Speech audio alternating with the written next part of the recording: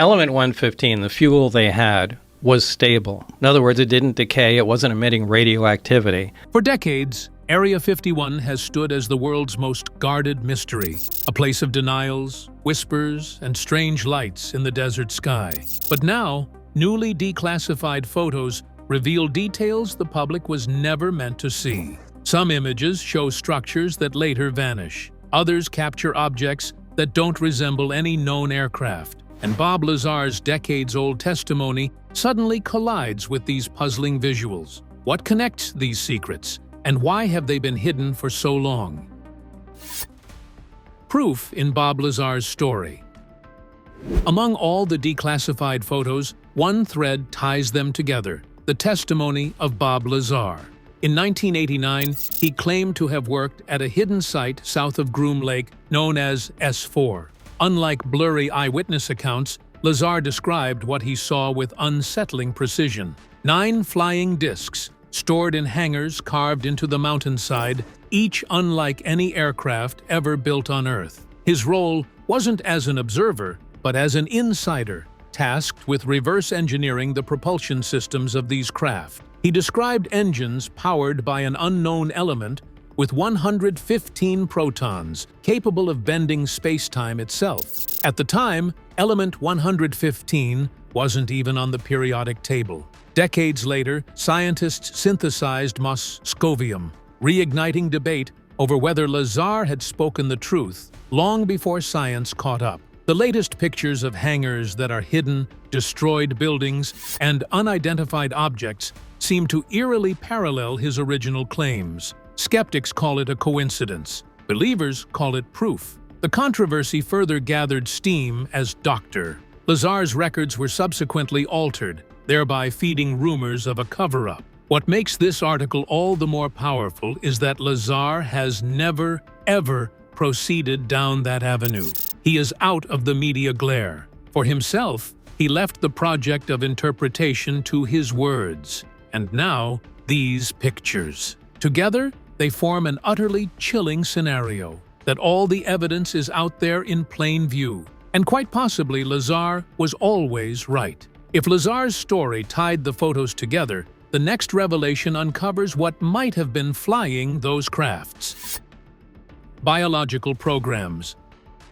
While photos of strange craft captured most of the attention, some images hinted at something even more unsettling. Facilities tied not to machines, but to biology. Certain declassified shots revealed isolated structures near Groom Lake, heavily secured and separated from runways or hangars. Their layouts resembled labs more than testing bays, fueling speculation that Area 51 wasn't only about technology. Bob Lazar himself never claimed to have seen alien beings, but he admitted hearing whispers at S4, whispers that the government had recovered not just craft, but the occupants that came with them. His story echoed later testimonies from whistleblowers like David Grush, who told Congress in 2023 that non-human biologics had been retrieved alongside advanced vehicles. The possibility was chilling. Did these hidden laboratories study alien biology, try to figure out the pilots of the crafts, or, as some fear, perhaps experiment on fusion between biology and technology? The pictures were released under thinly redacted documents that sowed even greater suspicion. Entire paragraphs detailing materials analysis and biological research were blacked out. Skeptics maintain these places were probably legitimate chemical testing or biodefense programs, anything but extraterrestrial. Believers, however, see a darker scheme: clandestine labs, corroborating testimony, and a far-reaching history of tales about alien corpses being hidden in the desert. The very thought of alien craft told you that biological programs cut a whole lot deeper, namely, the idea that humanity may have been looking into not just machines from the stars, but also the beings that flew them. The shocking truth about Area 51. For decades, the name Area 51 has echoed through the halls of conspiracy and mystery, hidden deep in the Nevada desert. Groom Lake wasn't just another military installation, it became a symbol of secrecy itself. Officially, The government insisted the base didn't exist, even as strange lights lit up the skies above it, sparking rumors that would never die. It wasn't until 2013 that the CIA finally admitted the obvious: Area 51 was real.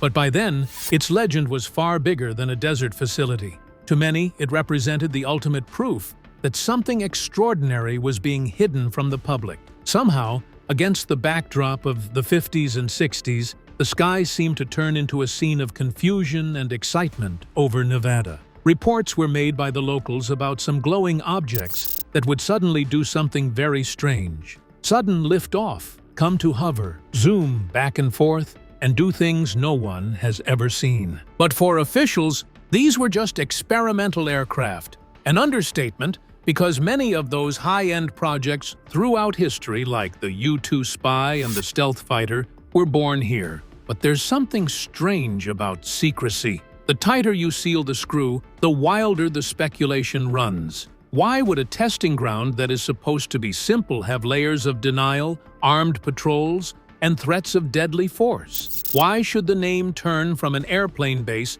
to flying saucers?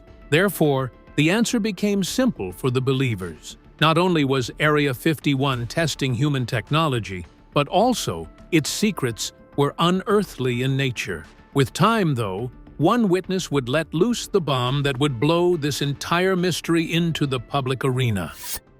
Cold War shadows.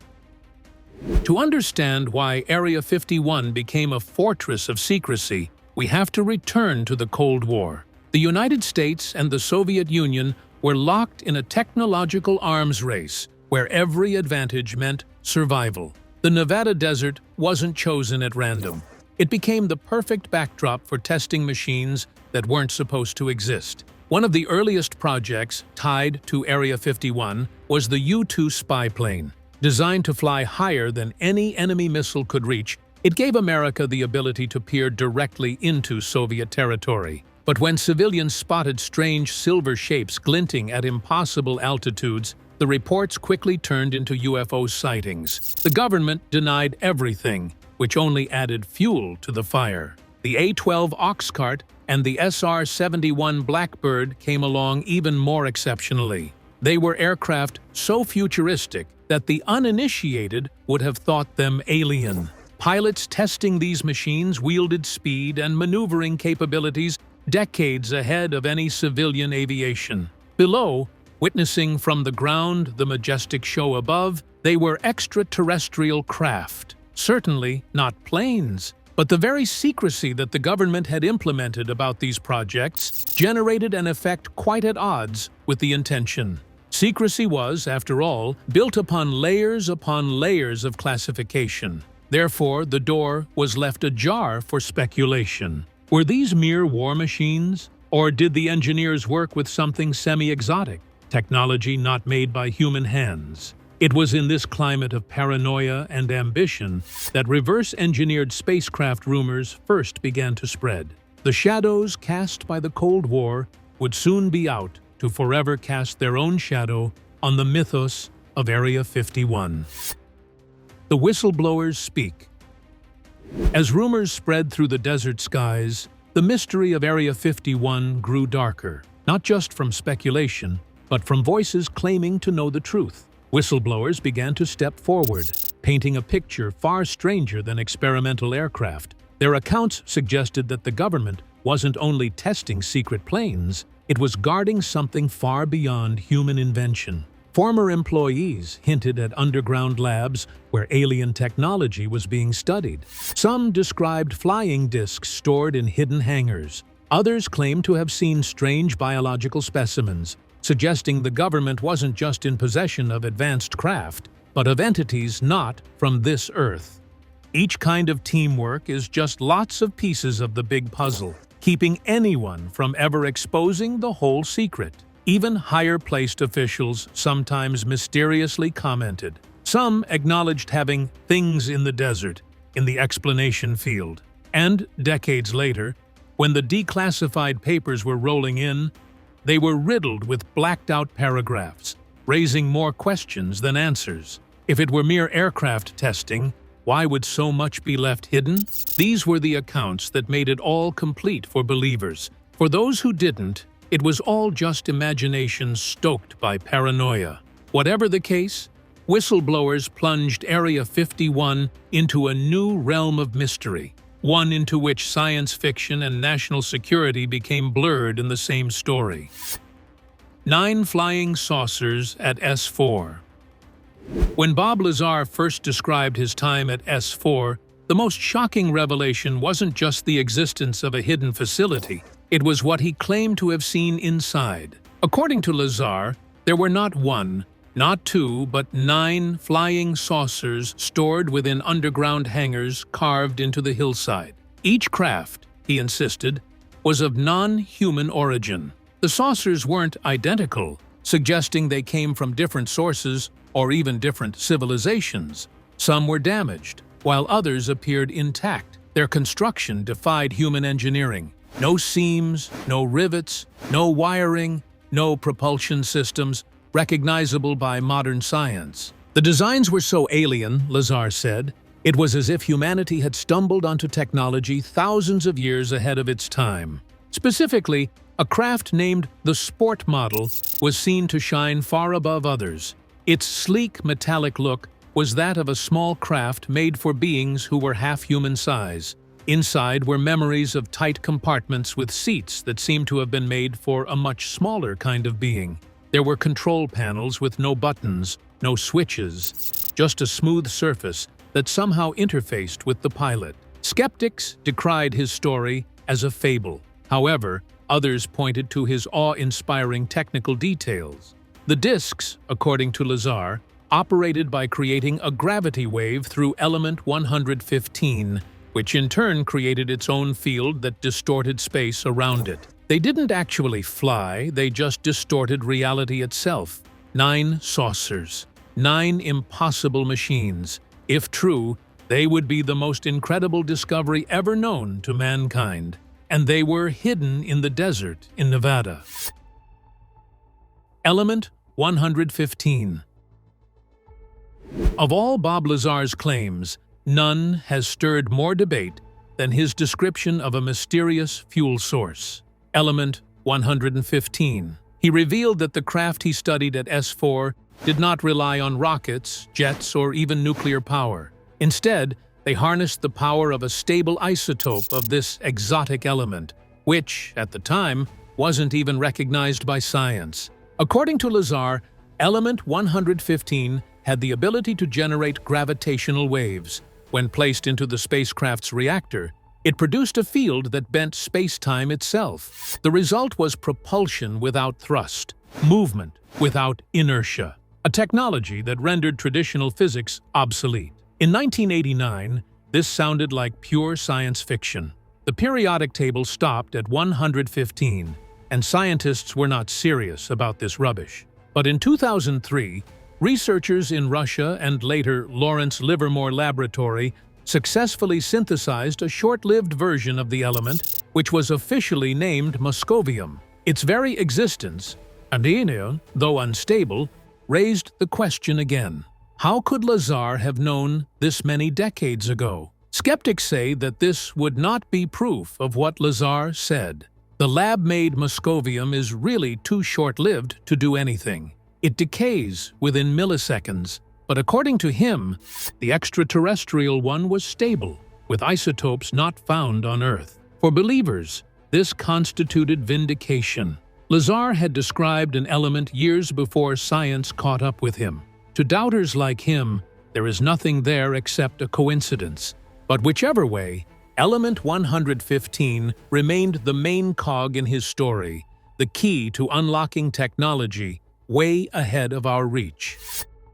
The hand scanner.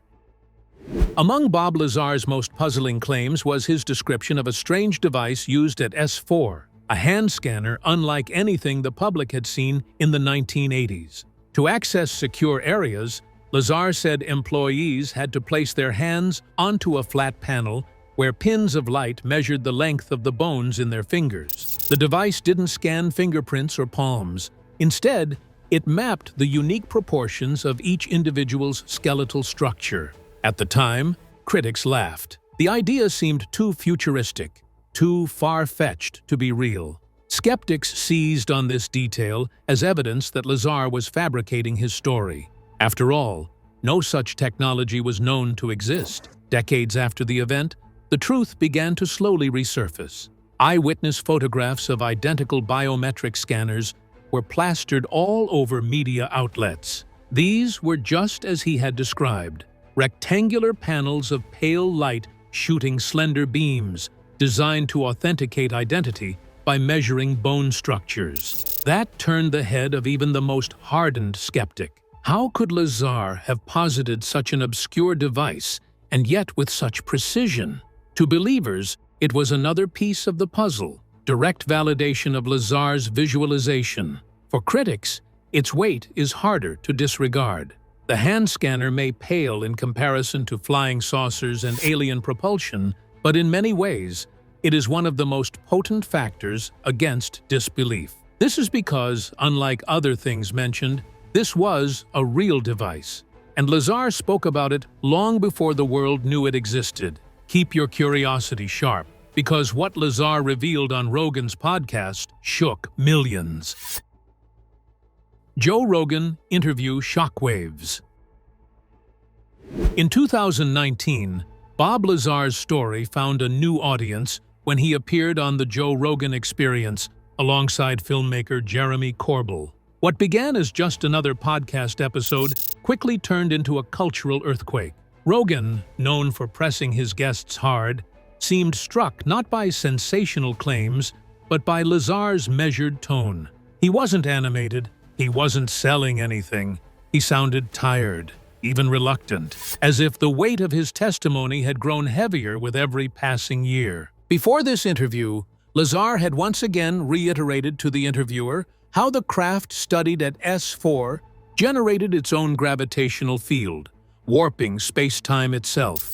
He did not stumble over his words or exaggerate. He was careful not to transcend beyond that which he had already said decades before. Rogan pressed for more, citing the recent U.S. government disclosures over UFOs, or, as they are now called, UAPS, and queried if Lazar now feels vindicated. Lazar conceded the point that some of the new photos and documents were indeed very close to what he had said long ago, but emphasized that he had stated everything that he had at all possible. His reticence in his answers made his story a more convincing event, and not a less. That number has probably made Rogan one of the most viewed, sparking hot debates again across the mainstream press, the scientific community, and even conspiracy forums. For many, it was the first time they heard the story from the horse's mouth. And for some, this was the moment that started to make them question whether impossibility might just be the truth. Aerial images of Groom Lake. When the first declassified aerial images of Groom Lake surfaced, the world got its clearest look yet at the heart of Area 51. What had long been blurred or hidden on official maps was suddenly exposed. Sprawling runways carved into the desert, massive hangars stretching across the basin, and test areas that seemed far larger than most had ever imagined. For decades, Groom Lake was a name whispered only among insiders, denied outright by the government. But these photos confirmed what locals had always suspected. This was no ordinary airfield. The sheer scale of the facility stunned even seasoned researchers. Long, dry lake beds had been converted into natural landing strips, while enormous hangars hinted at projects too large to be explained away as routine. To skeptics, the only things these images proved are that Area 51 was a place for high-end aerospace projects where high-end aircraft were being built and tested without prying eyes. But for believers, the photos took an eerie sign from Bob Lazar's descriptions of the base. Their massive runways, all the necessary isolation, and the infrastructure that was necessary to keep the faucet going. Testing crafts that had never been seen before by the public. Some researchers cited unusual markings on the desert floor, geometric-type forms, and hardened areas that didn't resemble standard aircraft testing. Were they landing zones? Propulsion test sites? or part of those very faint traces that were left by something not meant at all to be recognized? Only now had Groom Lake's secrets ever been anything but rumor. They were captured by the eye and still raised many questions. Underground facilities. Among the most compelling revelations in the declassified photos were the images suggesting underground facilities. Buried in the hillsides around Groom Lake, these structures appeared to be more than just storage or shelter. They looked like hidden entrances, large enough for massive craft to be moved in and out without ever being seen. Bob Lazar had described them decades earlier. He said that at S4, hangars were carved directly into the mountain, camouflaged to blend with the natural rock. Behind those doors, he claimed, were alien craft unlike anything on Earth. For years, skeptics dismissed this as imagination, but the photos seemed to confirm that such concealed hangars really existed. From above, the entrances appeared as shadows against the hillside, yet their symmetry was unmistakable. They weren't natural formations. Some even had markings and access roads leading right up to the rock. And curiously enough, later satellite images revealed alterations, as though the sites were refurbished or camouflaged. Why would anybody want to build such facilities beneath the ground when there was so much space above ground lying idle in the desert? Military engineers would probably say that much depends upon not being seen when doing things, and less upon being seen doing things in peace and comfort. Since protection from spying eyes and harsh weather was one reason offered, others assert that the more likely explanation is that it provides perfect cover for stuff that the government couldn't care less about having the general public see. To believers, such images were an emphatic endorsement of Lazar's testimony. To skeptics, clever engineering. But one thing was clear: surely it corroborated, if not beyond a reasonable doubt, what many had assumed for a very long time: that most of Area 51's true activity happens not above the desert, but deep under it. Structures removed. One of the most puzzling discoveries came not from a single declassified photo, but from comparing them over time. Researchers noticed that certain structures visible in one set of images mysteriously vanished in later releases. Buildings, hangars, and even entire sections of desert appeared altered, as if they had been erased. At first, skeptics suggested these were simple updates. Perhaps old facilities were dismantled or replaced with newer ones. But in some cases, the disappearances didn't follow logical patterns. A hangar clearly visible in one photo would be gone in another, leaving no trace, no rubble, no foundations, nothing. It was as if the structure had never existed. For Bob Lazar's supporters, this was chilling confirmation. He had long claimed that the most sensitive projects were hidden in facilities that were purposely concealed from the public eye.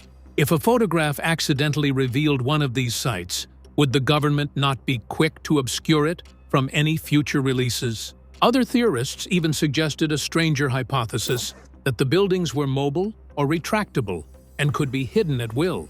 Some accused the government of digitally manipulating the photos and releasing altered versions to the public under the Freedom of Information Act. Irrespective of whatever the explanation was, the effect was the same. The vanishing structures add more enigma to an already mysterious base. Redacted documents. Alongside the declassified photos of Area 51 came thousands of pages of official documents, but many of them were far from complete. Entire paragraphs, sometimes whole pages, were heavily redacted, blacked out, until nothing remained but a sea of ink. For researchers, these black bars were more telling than the words left behind. The question was obvious. If the photos and records were harmless, why conceal so much? Some of the redactions occurred in technical sections where descriptions of aircraft performance or propulsion should have been. Others obscured references to facilities that appeared in photos but were later erased from public view. The censorship only deepened suspicion. It had already been predicted by Bob Lazar, the one in charge of compartmentalizing at S4.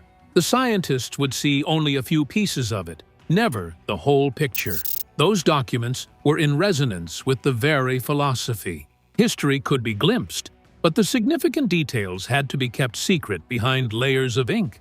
It was redacting the information for skeptics, but standard practice for protecting national security. But for believers, such treatment was a smoking gun, indicating a cover-up. Why would there be descriptions about test flights covered if they were only about spy planes or stealth bombers? Why keep secret the layout of facilities long since photographed from space? With each blacked-out line, speculation ignited. Was it top-secret prototypes that the government wished to hide, or something even more strange? The answers to those questions seemed buried not in what was revealed, but in what was purposely redacted from the record. Prototype or UFO? Among the most hotly debated photos are those showing craft that look nothing like conventional aircraft, yet still appear too advanced, too precise, to be dismissed as accidents of photography. Smooth, disc-like shapes, oval bodies without wings or exhaust, some perched on the desert floor, others seemingly caught in midair.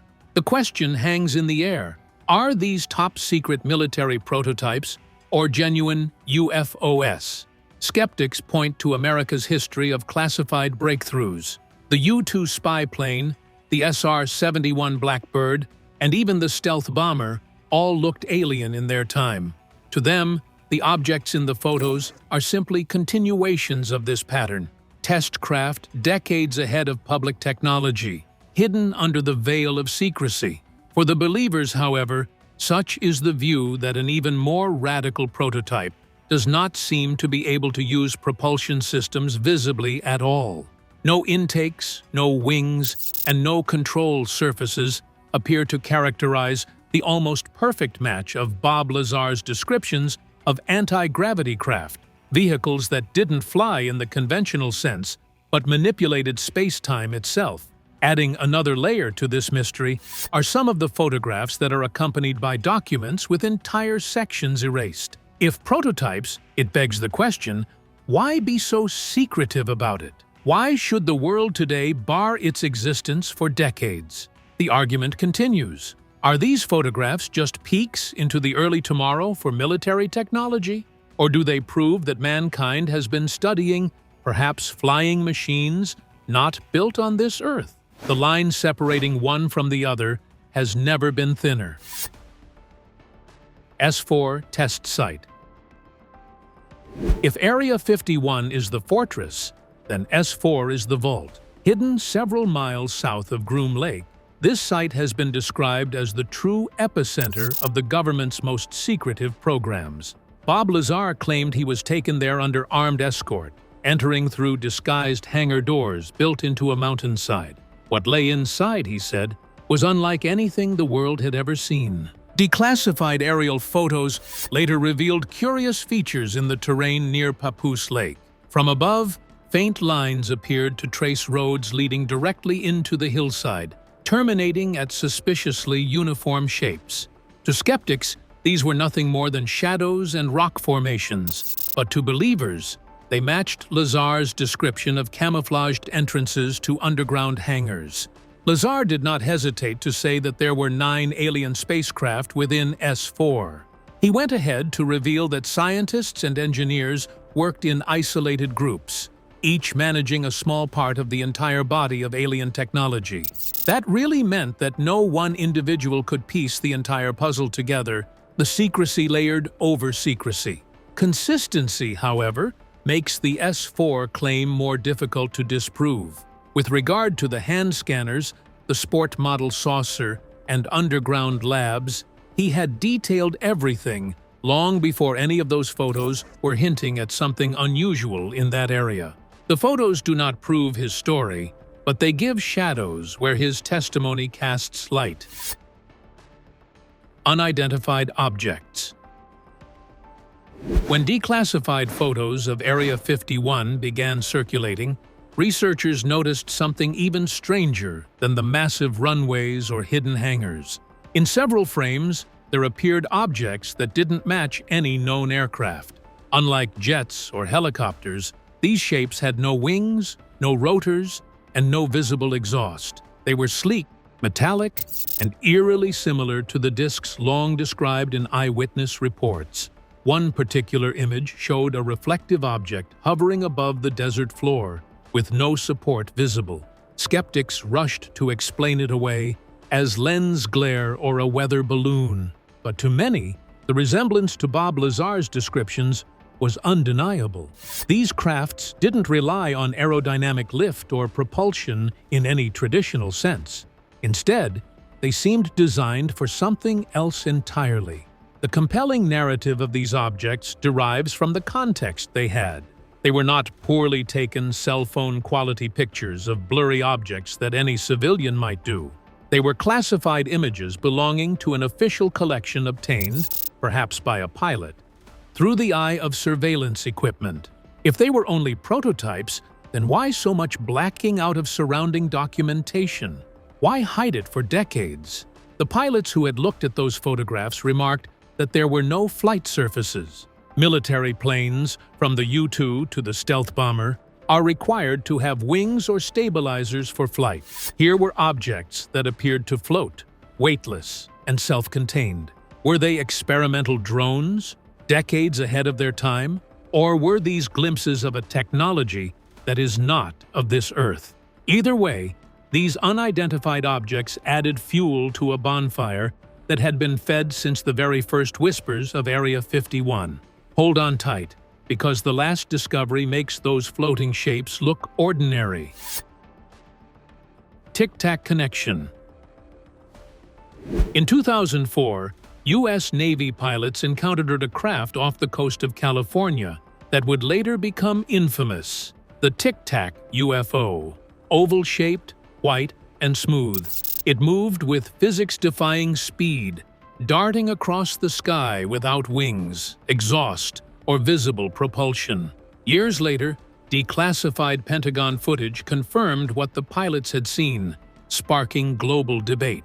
But here's where it gets even stranger. Some of the newly released Area 51 photos appear to show objects uncannily similar to that same tic-tac shape. Sleek ovals, featureless and aerodynamic, sit on the desert floor or hovering above it in surveillance images. They were captured decades before the Navy incident, yet they looked almost identical. Bob Lazar had talked about this same principle back in 1989. Craft generating their own gravitational fields that bend space and time to move in ways ordinary jets never could. Navy pilots said they saw the Tic-tac drop from 60,000 feet to just above sea level in seconds, turning at angles that would have slain any human pilot. Lazar's claims of gravity propulsion suddenly didn't seem so far-fetched anymore. Such shapes, skeptics say, were early drones or experimental prototypes. Believers counter that the continuity is unmistakable. The same design, the same physics, defying movement, appearing across decades and locations. If you found this deep dive into Area 51's secrets fascinating, make sure to like this video, drop a comment with your thoughts, and hit subscribe so you don't miss what's coming next. And don't go anywhere. Your next mind-bending story is already waiting for you on the screen.